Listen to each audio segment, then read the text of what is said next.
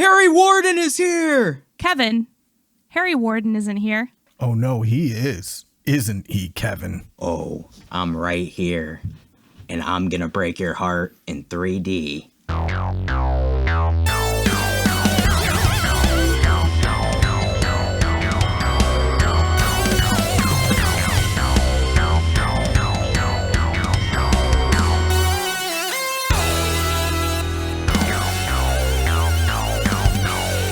Hey everyone, welcome to Straight Jacket Talk, where it's two guys, a girl, and a horror show. My name is Kevin, and I'm joined by a guy who is the Axel to my TJ. It's Nathan. I don't want to be Axel. You want to be That guy's TJ? A prick. Yeah. I'll be TJ. Well then, the TJ to my Axel. Woo! So happy. I'm also joined by a girl who loves heart-shaped box chocolates. It's Jill. Even the shitty little cheap Valentine's chocolates, they're pretty good. Be mine forever. Chocolates. We watched My Bloody Valentine 3D from 2009. It was directed by Patrick Lussier. The screenplay was written by Todd Farmer and Zane Smith. This is a remake of the 1981 classic, My Bloody Valentine. I found this kind of cool. This movie has some CW royalty. You know the CW network? I didn't watch that, at all, to be honest with you. I mean, you got to know some of these people, I'm though. shocked. I don't know. Seventh Heaven was always your thing, Kevin. Ooh. Oh, no. Supernatural royalty. Jessica I Biel. didn't watch. Oh, okay. But, Oh, yeah, also. like Jill was saying, from Supernatural, we have Jensen Ackles. We also have Kerr Smith, who was famously in Dawson's Creek as Jack. And we have Jamie King, who is from a newer CW show called Heart of Dixie.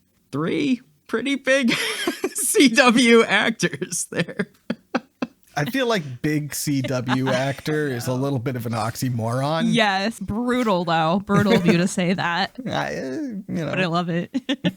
Listen, for us CW heads, this is quite the cast. Population. Kevin and everybody's mother. Hey, join me. It's time to play the budget game. My Bloody Valentine 3D had a budget of $14 million. Do you know how much it made at the box office? Who's going first? Nathan, go first. Oh, Jill wants to go first. 21 billion. Whoa! Billion? Million? I don't understand numbers, dude. Whatever you said, but tack 5 more on there. That's like 21 Star Warses. I would like to see a Star Wars, please. I have no idea. I honestly wasn't even aware this movie came out back in 2009. I'm going to go 50 million? Well, MI or BI? Million or billion? A million.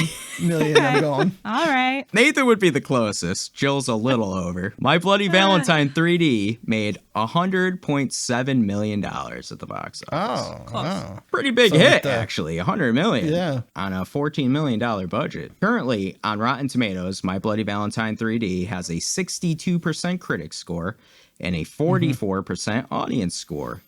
But what did we think about this movie? Before we go any further, if you guys could please hit the like and subscribe button, and also hit the notification bell, because when we have a new video, you'll be the first to know. Isn't that right, Nathan? Yes, it's a privilege. Let's get hooked right into this. What's our overall thoughts on My Bloody Valentine 2009? Nathan, you said you never heard of this coming out before. Honestly, until The Mouths of Madness covered it, I had no idea that there was such a franchise or movie as My Bloody Valentine at all. Oh my God. I know. It's a little bit of, sacrilegious, apparently. Yeah. Yeah, this is my first time seeing it. I was on board with this movie for a good half hour. It was so over the top. There was so many kills, so many deaths. The naked gun chase scene was golden. I was like, I'm on board with this. This is so silly, so stupid, and it's great. After that, I felt like the movie kind of came to a screeching halt. And I realized very quickly I didn't care about any of these characters in any way, shape, or form. A lot of the over-the-topness kind of got tamped down a little bit for a lot of it. And it just sort of became a stock 2000 slasher to me, which is like my least favorite era of stock slashers. So, bit of a mixed bag for me on this one. Gotcha. Well, Jill, what's your overall thoughts on this movie? I didn't know that this 2009 version existed, but I was already a pretty big fan of the original My Bloody Valentine. Also, it's like the only like kind of big horror movie that takes place or is even from like my region of Canada, the Sydney mines in Nova Scotia, and I'm from Newfoundland. So it's like the closest thing we have. And I love that vibe of the first one. And it was kind of like Black Christmas to me, like the original Black Christmas. And I had just watched the original Black Christmas and the new one, and it's kind of doing the same thing with My Bloody Valentine. And I can't help but like think of the similarities and differences between the two remakes of making such like a cult Canadian horror classic. My thoughts pretty much echo Nathan's. Like, I did really like the ridiculous total like massacre of it all. The effects were sometimes so cheesy that they were really good, and just a lot of carnage. And I did that. I did like that. They're fun. They're having fun. They're being creative. But I did find myself missing the original story, which is kind of what I thought it was going to be instead of kind of a sequel remake. But it makes a lot of sense because there were a lot of remakes during this time of classic movies like Black Christmas and also Friday the 13th. Oh, that was the same year, wasn't it? Yeah, Friday 2009, 13th, right? yeah. Yep. A lot of similarities there with like the kind of the camp that's going on. Nathan talked about that amazing scene of Irene just being naked and, walking like so confidently in heels with the gun. I also read that that was the actress's idea to do that scene. So that makes it even better. She looked so good. And I thought it was great that she was, kind of taking back her power after he was filming her without her consent. And I just thought that whole scene was great. But yeah, it was funny. But should it have been labeled like within the My Bloody Valentine kind of, I don't want to say franchise because I feel like My Bloody Valentine is like a singular entity and it should remain that way. It's kind of holy in the horror community, I feel. And a lot of that was lost on this new one, but it could be a fun time. What did you think, Kevin? Actually, I saw this movie in the theaters when it first came out. I forced my wife against her will to go. This sounds wrong, but to go see a horror movie. And they, it was kind of a cool experience because at that time I had never been to a 3D movie before. And they give you like the silly plastic glasses. Right. So it was an event. And I remember like really liking it at the time and being like pretty satisfied. Like obviously it's not the original, but it was like a fun time, just fun in the movie. And with the 3D effects, it looked cool, like coming at you and things like that. Obviously it's cheesy, but it's meant to be. Like you're going in with that. Yeah. Idea, you're not taking it seriously. So I had a good time in the theater, and and it stuck out in my head. And all these years later, rewatching it now, it's like I forget how good of time this movie is. I think it's a fun movie. I love the 1981 original. Like there's so much good about that movie. I get it's for some people it's a generic slasher, but I think there is some character there is some character development there that I really like. I really love those characters. And so I think with this one, you almost have to forget about that movie a little bit because it is a different movie. really. Yeah. I mean, they take the character Entirely names. different. You know, they take the character names, Axel. I think they turn TJs into Tom, I believe they call him throughout, right? Yeah, he's Tom Hanniger. Tom I think Hanniger, they yeah. call him. Yeah. I think, though, that there are some things for fans of the original in this, too. So I think they do have some, like, fan service or trying to appease the original fans. But I think at the same time, it is its own thing. And I think Nathan hit on it and Jill hit on it, too, where it's like, it feels like there's a lot of cool stuff that they tried and, like, campy, over-the-top stuff. But then it kind of just got maybe forced into, like, the 2000 era slasher, like, because they had to do it sort of deal, you know? A whole bunch of like subplots that I couldn't possibly care less about. Yeah. I don't know. The original has a great cast of characters that, you know, I don't love the original as much as a lot of people do. It's partly that slashers aren't really my thing. But what you can't take away from it is that it has fun characters. This one does not have fun characters. Right. Quit time! Casanova is here! Axel, I don't want to fight. I gotta be to work in 5 hours. Yeah, well, I have to work now. Wait. Oh, it has Okay. one fun character. Okay. Her name is Irene, and she's dead within the first half hour of the movie. There's two. Who? The lady that runs the motel. Get back here this instant! Oh, yes. Also is- dead within the first half hour of the movie. She is so amazing. Like the bad wig, the facial expressions, the push-up bra, and like the really big boobs. I love how she's yelling at her dog, too. Is her name Mabel? Yes. Is that a nod to Mabel from That's the what original? I was thinking. The but dog's I'm not. name?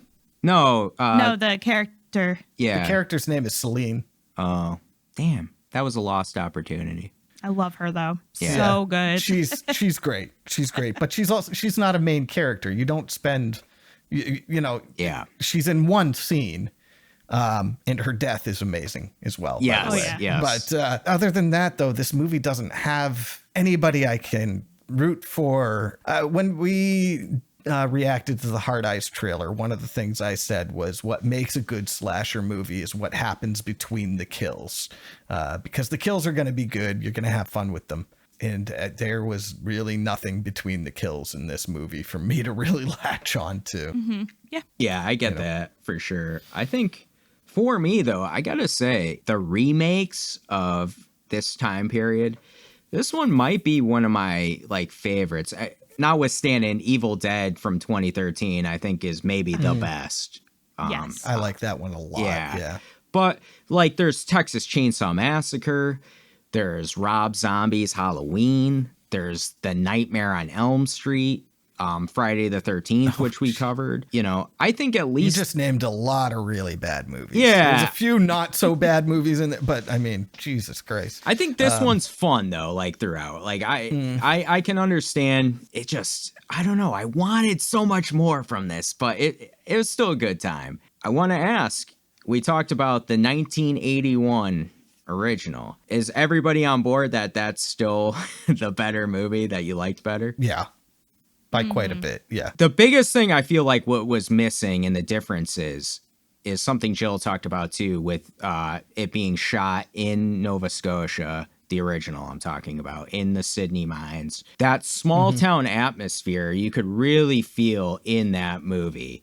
And I feel like this one got away from that. Like, yeah, there's scenes a little bit here or there, but not enough of that atmosphere. It's pretending to be a small town is part of the issue too. I live in a much, much smaller town than that town. That's like a medium-sized town. Like you could imagine that town being outside of a major city by 45 minutes. You know what I'm saying? It was filmed in Pennsylvania, but I think it was outside of Pittsburgh, which if you're going to make it American, which is annoying because that director is Canadian for this film. But it makes sense, I guess, to do it in Pennsylvania where there's like a lot of similar culture with coal mines and whatever. But you do lose that small town feel, that Canadian like edge to it. That's in the 1980s version. And that was like one of my favorite things about that movie was the set. Right. It was just very relatable and just also being like vintage and cute, like the cutesy vintage Valentine's. 100%. Yeah. That's what I was Yeah. thinking Yeah. about. Like the Valentine's decorations and everything Yeah. too in the original. Like, Yeah. the original, you feel like the town has a population of like 500 people. Yeah. This one, it's like, okay, it's small compared to a lot of towns, but there's still like 15, 20,000 people there. You know what I'm Right. saying? Right. So, And we're missing the Valentine Bluff sign.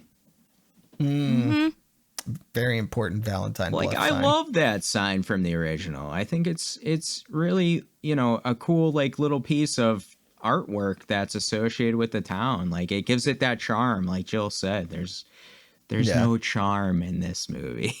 Yeah, there really isn't. The other thing that there's not, in my opinion, is the creative kills as in the first one, in the 1981. This one does have a lot of the pickaxe stuff, which I love, but Yeah. you're missing like, how about the faucet going through that girl's mouth and the water Yeah. shooting out her mouth? Yeah. The faucet is coming out her mouth. I mean, I know, Jill, you said you liked the special effects, and I thought some of them were pretty good, but there was also a lot of like 2000s not so great looking CGI stuff going on. Please in tell there. me the ones that you're thinking of, because it's probably the ones that I really like. So yeah, let's go. The main one I'm thinking of is the shovel kill at the beginning. Okay, I'm reserving talking about that for later on when we talk about our favorite kill. I'm sorry. I'm sorry. But yeah, I was thinking you were talking about the one where he grabs Tom Atkins and like rips Yeah. his jaw off. The jaw comes like flying. Another thing that actually kind of drove me nuts about this movie is I don't get to watch it in 3D. So I'm looking at all these obvious like shit flying at the screen, Right. 3D effects. oh right, yeah. And being like, okay, I'm sure that was super cool and fun in 3D, but it just looks stupid not in 3D. So Especially the Tom Atkins. yeah. I That was cracked up. yeah.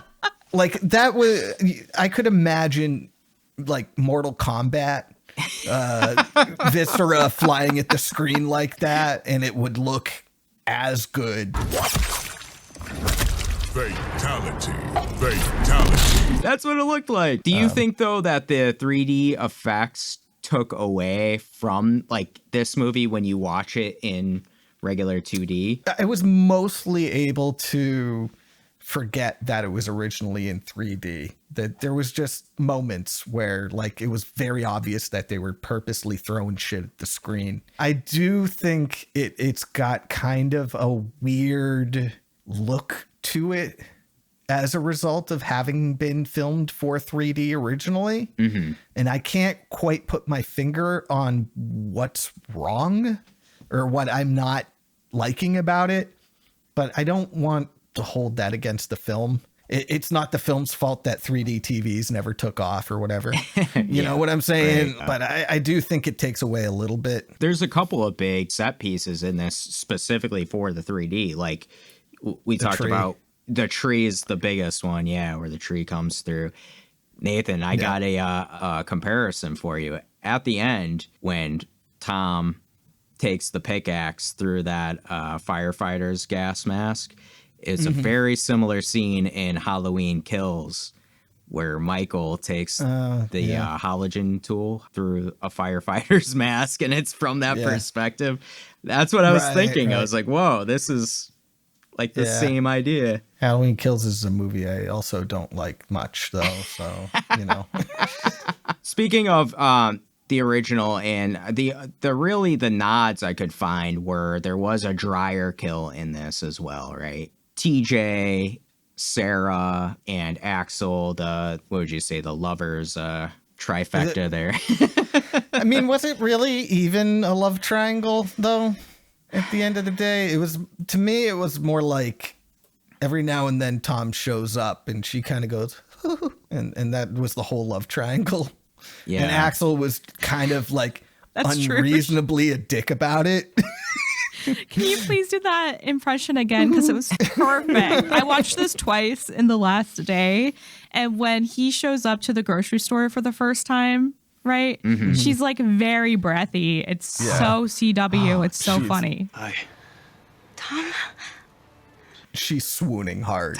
Yeah. It's very Pigeon noise. They have a exactly. similar weird talk in this as they do in the original, where they go off on their own and they're walking down a bridge and like, where'd you go? Like, what happened? He ran away 10 years ago, but the rest of us stayed to pick up the pieces. We supported each other. Don't you remember how much that mine used to mean to your family? And I always felt like in the original too, this was so out of place from the movie. The original was real awkward because he forces her into that car. TJ, will you stop this? I don't want to go with you. Jesse, are you listening to me? Nope. Like, get in the car. And it was like, right. If I saw that in public, I'd be calling the cops. The way that went down in the original. I gotta say, I like Ackles in this movie. God, I do. You are the worst, Kevin. Do you have brain damage? What? He always picks the most unlikable character. Here's what I think. I he fucking loves hate them. that guy. Here's what I think. Yes. No, I liked Ackles because Ackles is the smartest one in this movie. He's not smart. Here's the thing, right? They try to. All right. He's such a dick. Yes, and they set up the audience to root against him because he's banging the girl there, the young girl, and he got her pregnant and he's cheating on his he's wife. basically banging a high school chick. Kevin thinks he's great. I am concerned about Kevin. Like girl. I am concerned, Nathan. Yeah. All right, Yeah, here's what I think. Every time. That I don't like, but like they're doing that on purpose as a plot device, so like you don't know if he is the killer or not. Like a red herring. Yeah, because he's a bad guy. But he's the one who's like, when everybody's like, oh my God, Harry Warden's back, he's like, fuck this. We're going and we're going to dig up Harry Warden and I'm going to show you that he's not back. You see, Harry wasn't buried alive in the mine, but he's sure as shit dead and buried. And we're gonna lay that to rest. Aren't we? He's trying to be at least competent police-wise. He might not be a competent husband or a father, but police-wise. Or person. Yeah, or a person. But police-wise, he's trying his best. Here's the thing, though. He is just constantly saying Tom's the killer. He's right. He was right, but he wasn't saying Tom was the killer because there was some sort of evidence that Tom was the killer. He just lucked upon it.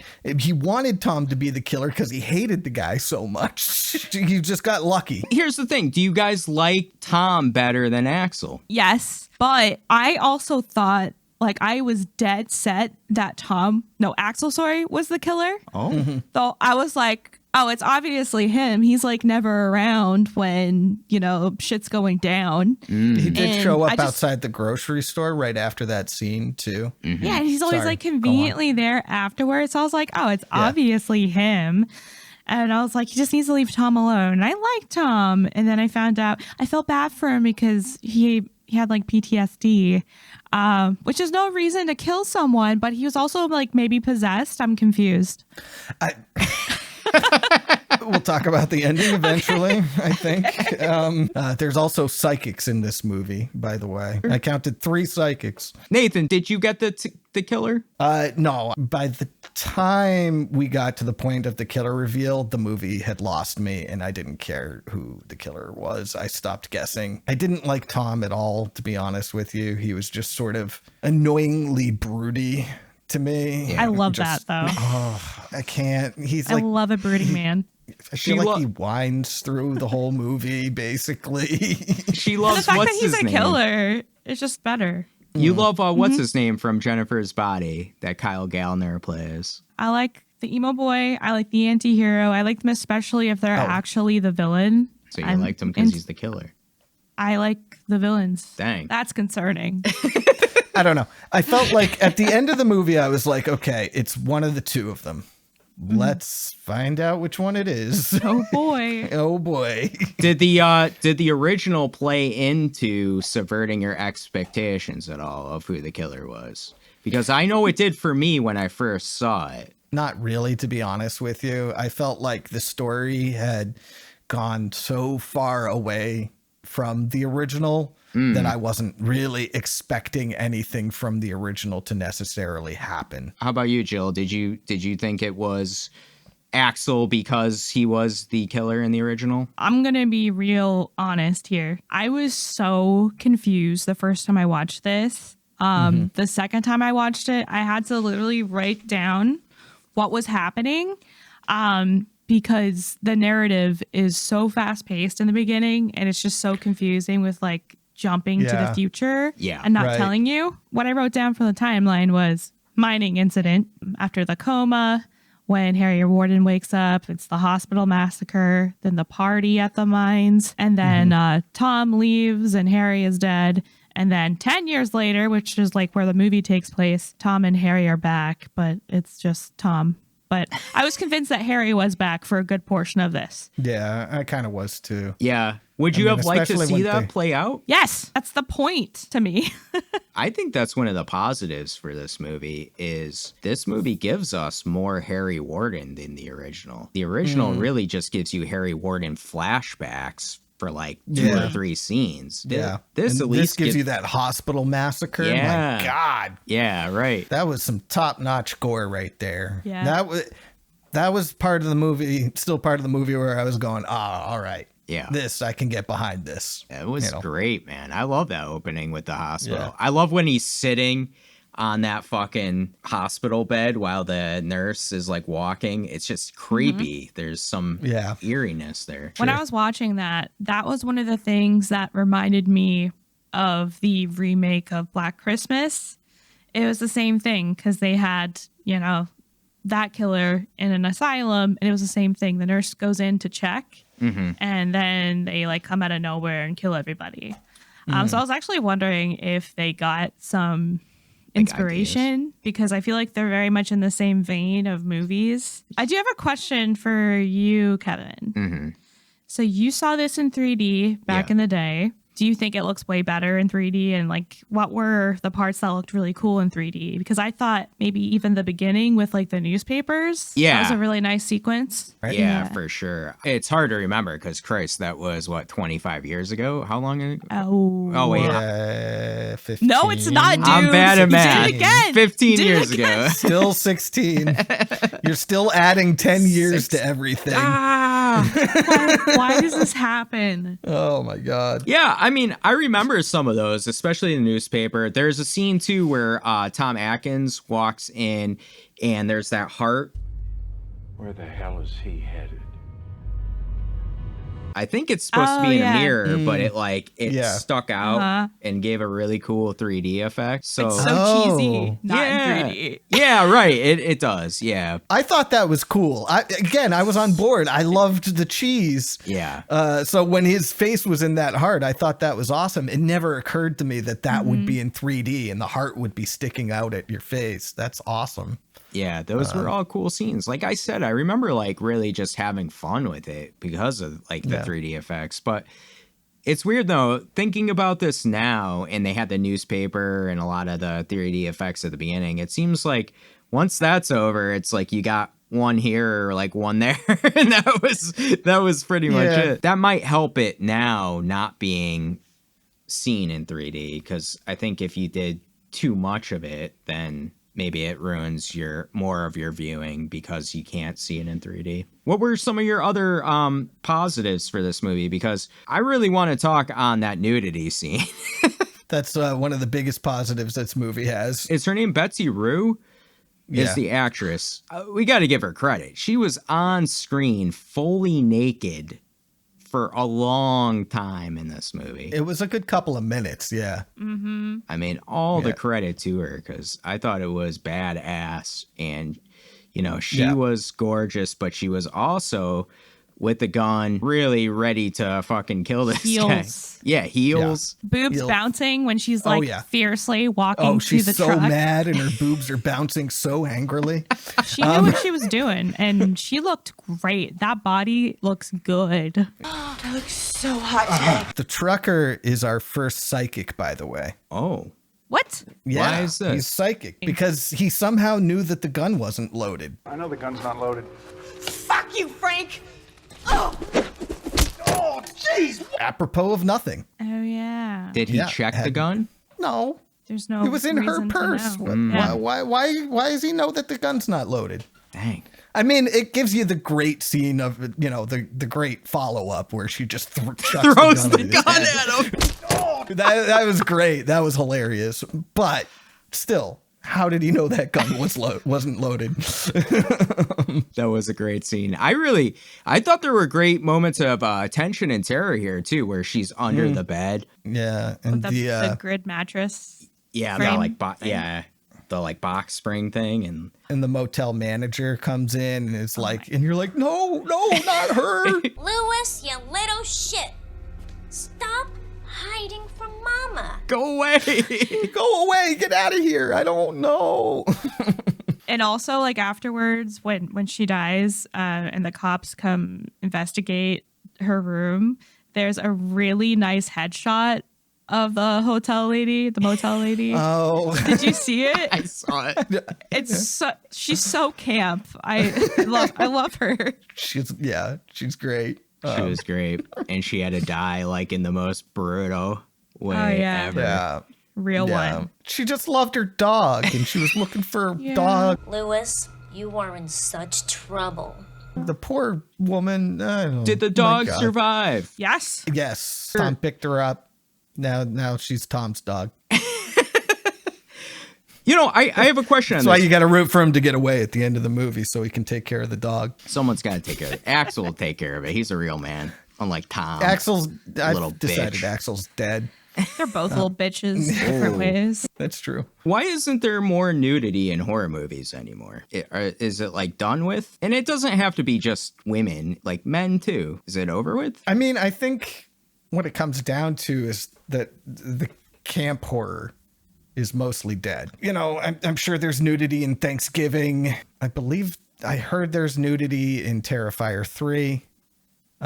So the stuff that's still camp, the stuff that's still going that direction, still has nudity. But I mean, Hereditary has nudity. It's not the nudity you necessarily want to see. Right. Artful nudity. Yeah, exactly. Elevated horror. I don't like the term, but it's the one everybody's going to know what I mean. Right. It just isn't doing, naked bimbos. And it is the most popular type of horror right now. It is what is being made the most of. Gotcha. Camp slasher is still going to have it, but there just isn't that many of those anymore. A lot of it too is PG-13 stuff is more common than ever because you want, the 12-year-olds and the 11-year-olds to be able to see your horror movie because that's the rating that brings in the most money. Yeah. So mainstream horror movies are more likely to be more tame in every way. With horror and nudity, it's like it's a taboo type of thing, right? And it almost makes it one of those like kind of perfect combination and almost makes it like something you shouldn't see. Same with horror, like something you shouldn't see. Like I shouldn't be watching this.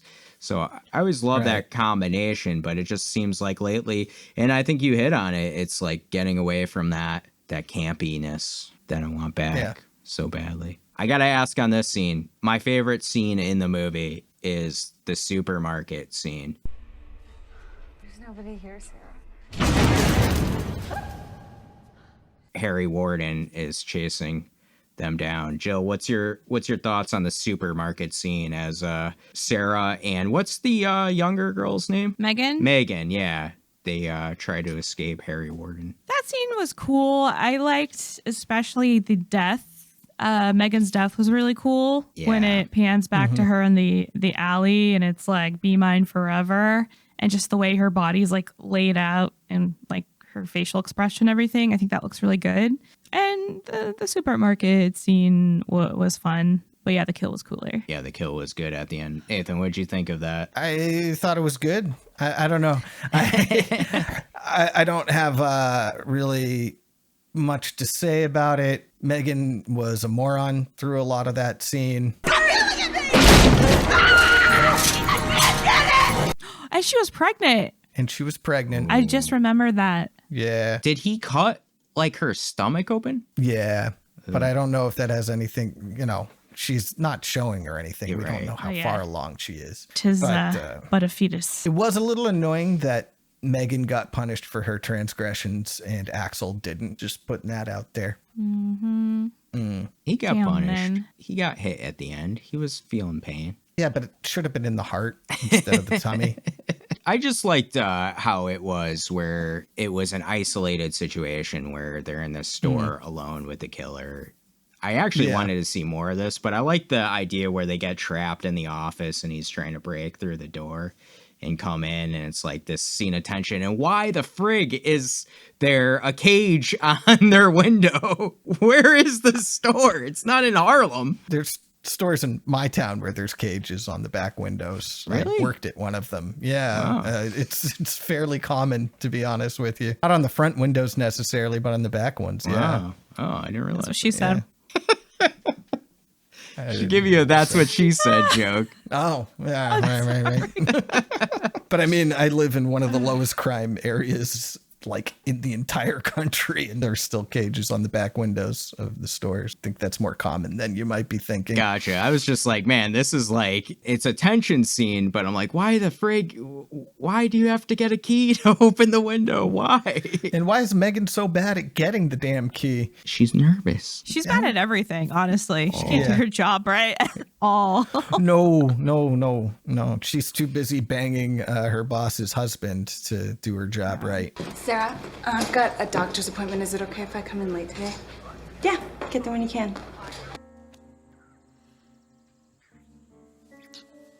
Maybe she's good at sex.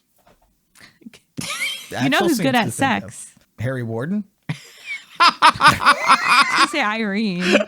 And then Yes. also Yeah, when she's she's good. like riding what's his face, and she's like, "Oh my god, I look so hot today." I look so hot today. I was like, "Yeah, you do." Yeah.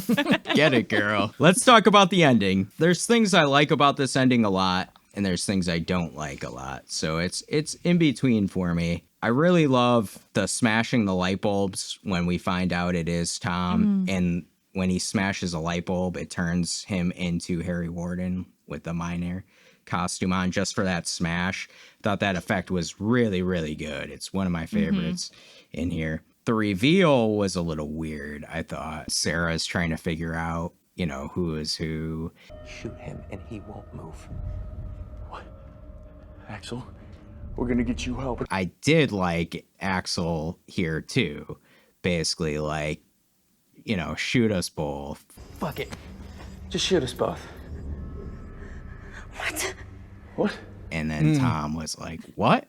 And this, I do remember this clear as day. That's when you know that it's Tom. Yes. By the way. Not me. Really? I was like, it's still Ackles. He's such an asshole. He's gonna kill them both. It was a King Solomon sort of solution right there, let me say. I remember this in the theater because as soon as Tom was like, "Wait a minute, no, he's out of his mind," I was like, "It's him. Yeah. Nathan, what do you think of this ending? I mean, it's again, the movie had lost me at that point. I thought it was Axel just because they had sort of set up, you see Tom and the miner at the same time in a few scenes like that. So I was like, it's gotta be Axel, right? But then I was like, they're doing like the ghost and the possession thing. And I was like, yeah, that's fine. I will say something that drove me a little nuts is if you have a gun and somebody else has a pickaxe and the person with the pickaxe's strategy to get to you is to walk towards you slowly, there is no tension there anymore because you have a gun. Just shoot him." Just shoot. just shoot him. You are no longer in that mortal danger from that pick. The pickaxe is not any match for the gun. No, it's funny you brought that up because I was thinking at the beginning when Tom Atkins and the other officer, and I'm not an ageist, but these are two older guys. You don't have to be an ageist to see that Tom Atkins is like 70 years old. They're two older guys. Like, Harry Warden just killed a whole hospital full of people. He's murdering people in the mines. And then you got these two older guys who kill Harry Warden. Like, but the gun is the great equalizer, right? Well, yeah, it doesn't matter how old you are if you can pull the trigger. You're the one at an advantage if you have a gun. So that's true. Tom Atkins is the second psychic in this movie, by the way. What does he do? He just shows up at the house and says, Harry Warden's inside.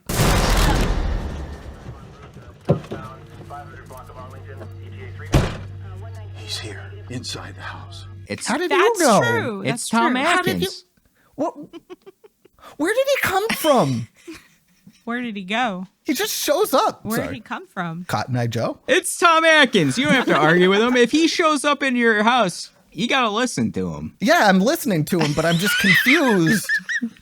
I'm listening to him. Obviously, he's right. He's a psychic. He knows out of nowhere. In before he blows the fuck up. Damn. Like explosion. Like exploding out. I changed the subject. We were talking about the ending. No, that's okay. I want to get Jill's thoughts on the ending, and specifically Tom has PTSD, correct? Because of what happened to him. Like I said, I thought that Axel was the killer, and I felt bad for Tom because, you know, he's taking his pills, he's got flashbacks, the man's got PTSD. I feel bad for him. I feel like Axel is always like gaslighting Tom and being like, oh, he was in a mental institution for 7 years. He's crazy. He's crazy. He was in an institution. Oh, that's real nice. Now it's like, Axel, you're such a dick. Like, how dare you? It's 2025. Mental illness is like serious.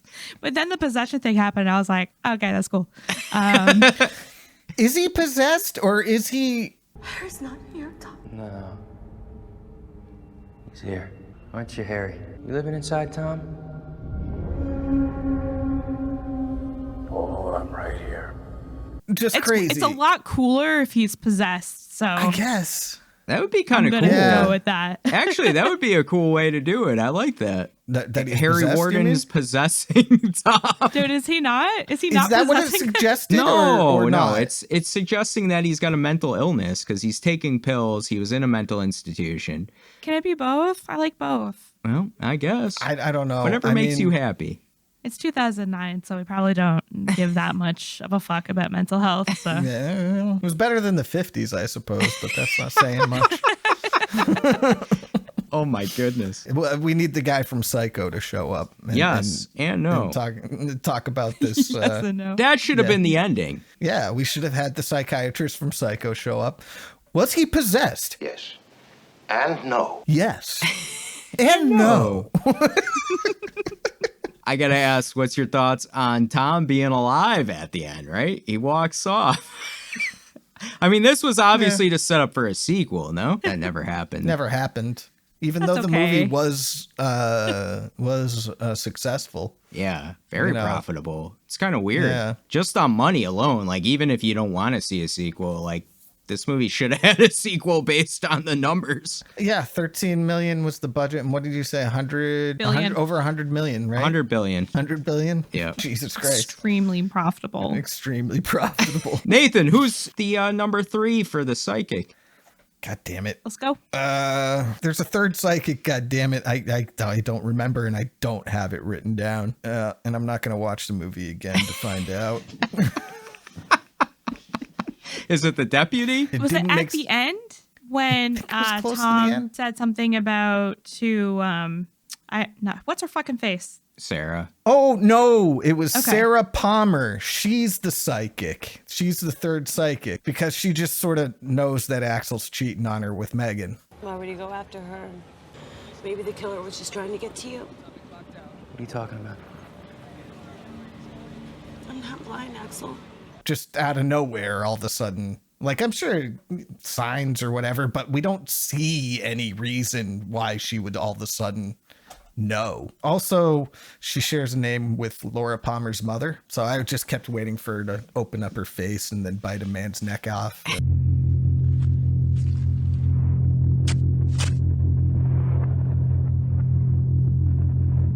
you really want to fuck with this? Oh my God. This movie's going down a different path. Different Sarah Palmer, I guess. This is the third movie we've reviewed that has Tom Atkins in it. Do you know the other two? Yeah, The Fog and Halloween 3. I mean, he's got to be like in our Hall of Fame now. I think he is.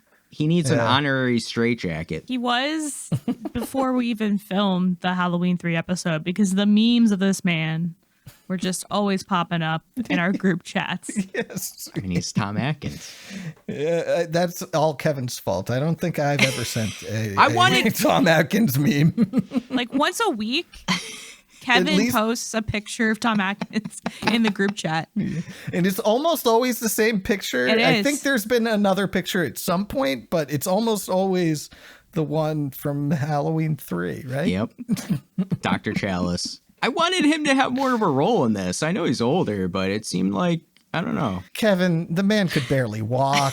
He has a big role. He blows the fuck up.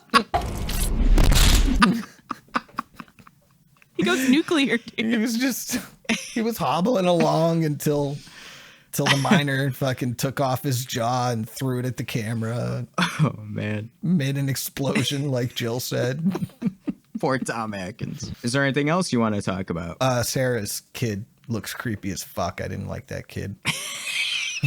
That kid was creepy. And when he was crawling from behind the couch. Yeah, and he looked up like... I would have killed that kid just for being creepy. The miner would have, too, if he could have found him. Like, his son? Little guy. No, it's not his son. It's not Axel. It's not Axel. Fuck. I still think it's Axel. Hold on a second. I must go punch that baby. We haven't had to fuck them kids. We had to have one in this. Yeah. Excuse me, have to go punch a baby. It's time for quote or kill. We're going to let you know what our favorite quote or kill is of the movie, or both. My quote is Axel at the end where he just says, fuck it, shoot us both. Do it. You have to do it, Sarah. Shoot us. Nobody's shooting anyone, Shoot Axel. us. I really like that. Thought that was like a good way to show how much cooler and better he is than Tom. All He's right, an asshole. I hate him. Yeah, same. My kill. Look, hold on. I'm sorry. If you cheat on the nice girl in the horror movie, you're supposed to die. Them's the rules. The rules have been broken. We're fucking, Rules have been broken. cabin in the woods. The old gods are coming up and destroying us all. We deserve it. And we deserve it. You know, right now. He should have, I will say, he should have died at the end of this because it doesn't really make any sense. I guess at the end they were like, I love you, I love you. Like, what? No, you're still an asshole who cheated on her. Hey, listen. Let Sarah be the final girl. Kill off Axel. That would have been the appropriate way to go about it. And her creepy kid. And the kid. Yeah, Damn. tell the kid too. He's too Hey, creepy. listen, Harry Warden's making I must love go punch connections. that baby. Oh, jeez. Harry Warden fixed the marriage. They're back together. Everything's fine. Have another creepy baby. Yeah, have another creepy baby. 10 of them. No. My kill, and there's actually a lot to choose from. I do like a lot of these kills because, like I said, they are used with the pickaxe a lot, which is cool. Mine is the truck driver getting the pickaxe to the head. And especially being a bald man myself, like, that looked brutal and made my head hurt very much. Yeah. It's like you can almost see like chunks of skull fracture into it. Yeah. That was pretty well done. I liked that. Yeah. I like the effect. And that guy was a prick. So pricks in horror movies are supposed to die, you see. So Them's the rules. them's the rules. That is right. All right. Nathan, how about you? My favorite kill is actually the motel manager. I loved her. I didn't want her to die. But if she was gonna die, taking the pickaxe and shoving it up into the light fixture and having sparks fly out all over the place in spectacular fashion. That's a way to go. That's the way to go. That's the way to go. If you're going to kill off an awesome character like that, yeah, there you have it. Blaze of glory. And my favorite line is... Actually, I know you hate me and I don't really give a shit, but this is your wife. Stop lying to her. Because it's the dumbest line I've ever heard in my entire life. It's your wife. Stop lying to her. You're accusing him of being a serial killer and you're appealing to his morality about lying to his wife? That's just fucking stupid. Anyway, That's why he got caught. He's stupid. All right, Jill, how about you? I do have a favorite kill, which I alluded to earlier. So the shovel kill in the mine in kind of the beginning.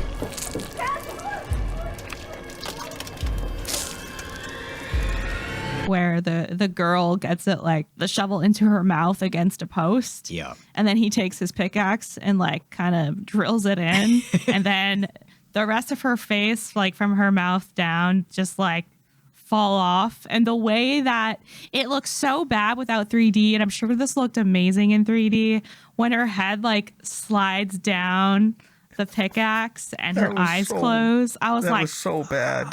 I was like, that's badass. That's fucking badass. And I just know in my heart that that looked fucking killer in 3D. I get it. I thought that was a cool idea for a kill, but I couldn't excuse the special effects. If that had been done either with really good CGI or done practically, that probably would have been my favorite kill. Yeah. But the special effect was just so digital. And I'm a CGI evangelist. I like CGI. I don't complain about that shit unless it looks bad. It did. It did. That's why I liked it. I was like, ugh. Hey, sometimes bad. Like I get it. I like the one in here where the pickaxe goes through the back of the guy's skull and comes out his eye. Oh. Check this out. Oh man. Like that was campy as fuck, and I loved it. Yeah. Nathan hated it. Okay. No, I didn't like that either, really. I mean, I was excusing all of it because it's like, it's 2009 there. So I wasn't like looking at it as like, oh, this is ruining the movie. I was still enjoying myself, but it was like, yeah, could have done a little bit better on this, especially since it actually had a decent budget. I didn't realize it had as good a budget as it did. And if you look at the original, what they did in 1981 in the uncut version, I mean, those effects are phenomenal. Like some of the best horror effects. So it kind of sucks, like you were saying, that they had so much more money and the effects were worse generally. Which, unfortunately, in the early days of CGI, that was sort of... Although I shouldn't be giving anybody excuses. Fucking Jurassic Park came out in 1996. No excuses. Yeah, there you go. No excuses. Wait a minute. Jurassic Park came out in like 93. 93. Yeah. You're right. Then how come the CGI in this movie looks so bad? I mean, I believe that T-Rex.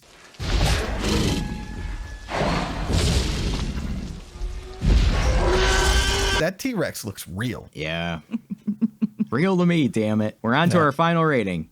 We're going to rate this movie from 1 to 5 stars. 5 is Harry Warden killing everybody in the hospital.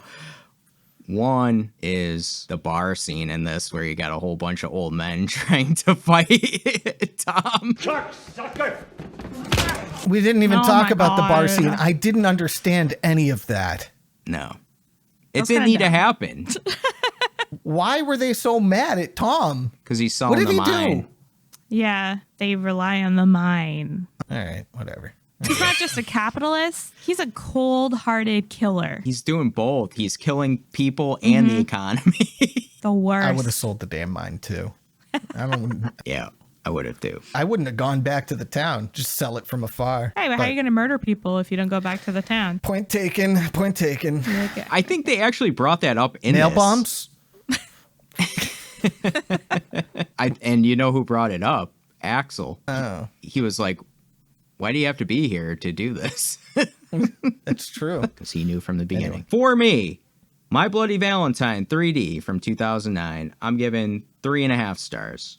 I enjoy this movie a lot because I think it's fun. I think it's, as a slasher goes, it's a good time. Is it the original? No, it's not. It's a different movie. It doesn't have any of the love I have for like the characters or the atmosphere. The effects are not as good, but I think it's a movie for me that I can watch and rewatch at times. I think it's a good one to put on around Valentine's Day and have yourself a nice horror movie. Get your nice box of chocolates, get your pink robe on, get in your nice heart-shaped tub, and watch this movie. Nathan, how about you? I don't really like this movie very much. I am giving it 2 stars. Like I said, I was ready. I was super on board for that first half hour. That first half hour is pretty golden. The massacre in the mine, the massacre at the hospital. And then, I was like, oh, this is the kind of movie we're getting when Irene was naked through that whole scene. Mm-hmm. But after that, I felt like it just came screeching to a halt. I didn't care about the love triangle. I thought all the characters were boring or insufferable. I mean, the first half hour is great, but you got an hour and 10 minutes left of movie after that. Right. And it's got moments. It's got fun slasher moments, but so does every other slasher that also does everything else better. No, that's understandable. And I think something you said, it also hits for me. There's nobody I can really root for in this movie. You decided to pretend to root for Ackles because you needed somebody to root for. No, I feel like we could root for Sarah. It's just we need more character development with Sarah. Yeah, why should we root for her? She's nothing. Tom. Ackles got more character development than Sarah did, and he was still just sort of, his one characteristic is that he cheats on his wife, and then everything else and he's angry all the time, and that's it. That's all of Ackles. That's all you need. Sarah is even less than that. So it's like, I don't know. And he's a cop. Yeah, that's another point against him, I suppose. Exactly. Fits the role. All right, Jill, how about you? Yeah, I'm kind of in the middle of you guys. Kind of like a 2.53 for me, but I'm going to say 2.5. Why am I saying 2.5? 2.5 stars because I am really attached to the original. It's quite an undertaking to remake something, but make it modern. The gore was amazing, even if the effects didn't really age well. I still really liked how over the top they were. I liked little touches like the decorations, but it's not anything like the vintage, handmade kind of like Valentines with lace and, cloth and stuff like that. That's in the original. It's not Canadian, and that is horrible that you would film this in Pennsylvania. But I thought it was a fun time. I thought the gore was great. And, I don't know. If you're looking for a good Valentine's Day movie, I would watch the original, My Bloody Valentine. But, you might as well watch this one afterwards and just have a fun time and get drunk. Pop a little champagne. That does it for our review on My Bloody Valentine 3D from 2009. We'll be back soon with another review, and we're going to be doing Jill's pick, which is Lisa Frankenstein. So kind of a cool movie for February. I haven't seen it. I'm looking forward to it. But until then, be mine forever. Back to the padded room with you.